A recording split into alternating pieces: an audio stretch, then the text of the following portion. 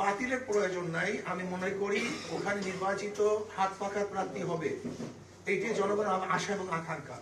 এর জন্য আমি চাই সেখানে আমাকে চিটাগাং এবং ঢাকার মতো প্রার্থী ঘোষণা করা হোক। জনতার এবং ছাত্রদের এই আন্দোলনের কারণে ফ্যাসিস্ট এ দেশ থেকে পালাতে বাধ্য হয়েছে। ন্যায় বিচার প্রতিষ্ঠিত হবে বলে জনগণ আশা করছে। ইতিমধ্যেই দেখা যায় যে চিটাগাং এবং ঢাকায় প্রার্থীরা যারা ন্যায় বিচার পেয়েছিল না, তারা নতুনভাবে কেস করে আদালত থেকে নির্বাচিত হয়েছে।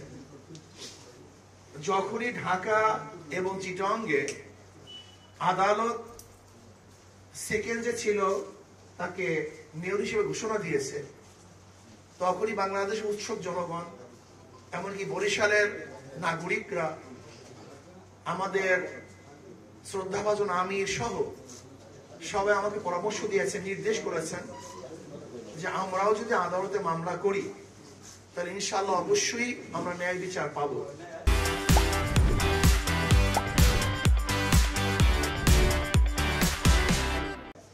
সেই হিসাবে যেহেতু মামলা একটু দেরি হয়েছে, কিন্তু জজের এখতিয়ার আছে মামলা গ্রহণ করার।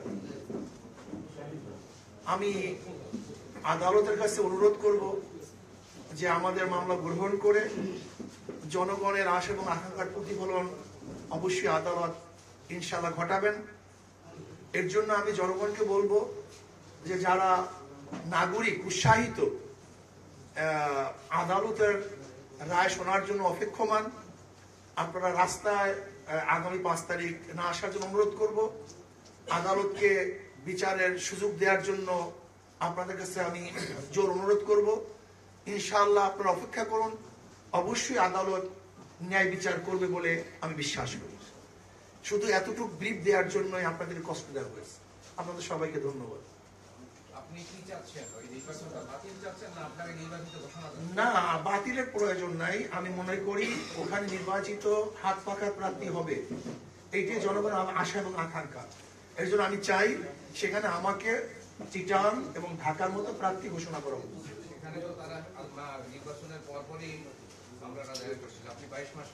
আমি সেটা বলছি যে আমার তামাদি হয়ে গেছে এবং তামাদি উত্তরণের এখতিয়ার জজ সাহেবের আছে। শুধু এতটুকু যে মামলা গ্রহণ করার এখতিয়ার সম্পূর্ণ মহামান্য আদালতের আছে।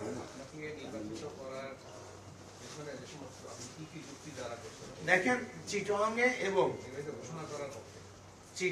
এবং ঢাকা কোর্ট এভিডেন্সের ভিত্তিতে রায় দেওয়া হয়েছে, সেগুলো আমাদের কাছে আছে, আমরা সেগুলো নিয়ে এসেছি।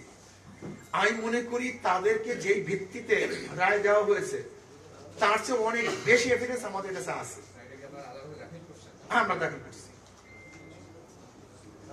যেহেতু আমাদের রেফারেন্স আছে, যদি রেফারেন্স না থাকতো তাহলে হয়তোবা ভিন্ন কোনো খাতে প্রবাহিত হতো, কিন্তু যেহেতু রেফারেন্স পাওয়া গেছে এবং দুইটা, একটাও নয়, সেখানে আমাদের এখন শক্তিশালী এভিডেন্স আছে।